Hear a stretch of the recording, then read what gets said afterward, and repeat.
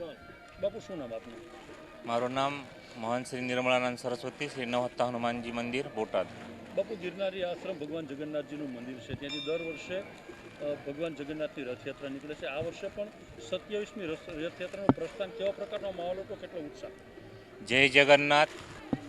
પરંપરા અનુસાર આજે બોટાદ શહેરની અંદરના શ્રી જગન્નાથ મંદિર તળાવેથી આ જગન્નાથ ભગવાનની આષાઢ બીજના દિવસે 27મી રથયાત્રાનો આયોજન અને પ્રસ્થાન ત્યાંથી થઈ ગયેલું છે. મોટી સંખ્યામાં બોટાદકર રહેવાસીઓથી ખૂબ સારો પ્રતિસાદ છે. ખૂબ સારી બહોળી સંખ્યામાં રહેવાસીઓને નાગરિકોને યાને દર્શનનો લાભ લીધો છે અને પ્રસાદીનો પણ લાભ લીધો છે. કેવો માહોલ હતો મુખ્ય માર્ગ પર જ્યારે રથયાત્રા પસાર થતી હતી ત્યારે? જ્યારે આ રથયાત્રા પસાર થતી હતી એ સમયે બોટાદ શહેરની અંદરના નાગરિકોથી બે તરફા રસ્તામાં જબરદસ્ત ભીડ હતી અને દર્શન કરવામાં બહુ મોટા સંખ્યાથી માણસો ઊભા હતા. તમારો પરિચય? વનરાજસિંહ નટવરસિંહ ખેર, જગન્નાથ રથયાત્રા સમિતિના પ્રમુખ. વનરાજસિંહ, પરંપરાગત રીતે છેલ્લા 26 વર્ષથી અહીંથી રથયાત્રાનું પ્રસ્થાન થાય છે. આ વર્ષે 27મી રથયાત્રાનું પ્રસ્થાન થયું. કેવો માહોલ, કેવો ઉત્સાહ છે? આ જે જગન્નાથ ભગવાનની 27મી રથયાત્રાનો જે પ્રસ્થાન થયું છે બોટાદની અંદર, ત્યાં ઠેર ઠેર જગન્નાથ ભગવાનના પ્રતિમાને હાર પહેરાવી અને રાજકીણીઓ અને ધાર્મિક સંસ્થાઓ દ્વારા જોરદાર સ્વાગત કરવામાં આવ્યું છે. માહોલ કેવો હતો? માહોલ બહુ સારો હતો. પબ્લિકો બે બાજુ પબ્લિક હતી દર્શન કરવા માટે, અને જેમ આગળ જતી જાય એમ પબ્લિક વધતી જાય છે. જય જગન્નાથ. શું નામ આપનું? મારું નામ સામતભાઈ જેબલિયા. હું સમગ્ર કાઠી ક્ષત્રિય સમાજના સહમંત્રી છું અને રથયાત્રા સમિતિનો ઉપપ્રમુખ છું. સમજવાય વર્ષની પરંપરાગત આ વખતે પણ લીલી ઝંડી આપી રથને પ્રસ્થાન કરાવેલું હતું. કેવો માહોલ, કેવું આયોજન, કેટલો ઉત્સાહ?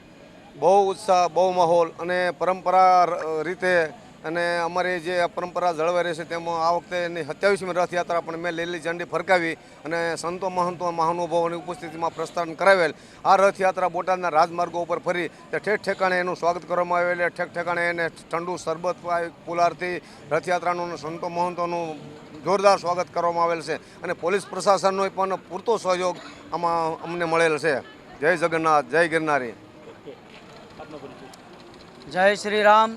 મારું નામ મોન્ટુભાઈ માળી છે. વિશ્વ હિન્દુ પરિષદ અધ્યક્ષ તરીકે મારી જવાબદારી છે. મોન્ટુભાઈ, ગિરનારી આશ્રમ ભગવાન જગન્નાથના મંદિરેથી ભવ્ય ભગવાન જગન્નાથની રથયાત્રા, કેવા પ્રકારનું આયોજન, કેટલા પ્લોટો હતા અને પ્લોટમાં મહત્વના પ્લોટો કયા?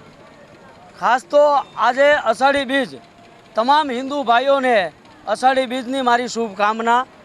ખાસ અષાઢી બીજ એટલે ઘણું આપણા હિન્દુ ધર્મમાં કહેવામાં આવે છે વગર જોઈતું મુહૂર્ત. અને ભગવાન જગન્નાથની જ્યારે રથયાત્રા નીકળતી હોય નગરમાં, ત્યારે ભાવિક ભક્તો ભારે ઉમટી વળ્યા છે અને 3 ભગવાનના રથ પણ છે. અલગ અલગ પ્લોટ છે, રામ લક્ષ્મણ જાનકીના, રાધે કૃષ્ણના, એમ યોગના અલગ અલગ પ્રકારના પ્લોટ પણ છે. આ જગન્નાથ યાત્રામાં સાધુ સંતો તેમજ રાજકીય પક્ષો, વિશ્વ હિન્દુ પરિષદ, બજરંગ દળ તેમજ તમામ શ્રદ્ધાળુ ભારે ઉત્સાહથી ઉમટી રહ્યા છે. ત્યારે આ ભગવાન જગન્નાથ જ્યારે નગરમાં નીકળે છે ત્યારે અલગ અલગ જગ્યાએ ભગવાનના સ્વાગત થાય છે અને ભગવાનના ઉત્સવથી આ બધા માણસો દર્શન કરવા આવે છે. બસ આ ભગવાનની જગન્નાથ યાત્રામાં સૌ લાભ લે અને આ એકવાર વર્ષમાં જગન્નાથ ભગવાનની યાત્રા નીકળે અને એના દર્શન કરે એટલે 12 માસનું ફળ મળે છે એવું ભગવાન જગન્નાથ કહે છે. જય જય જગન્નાથ.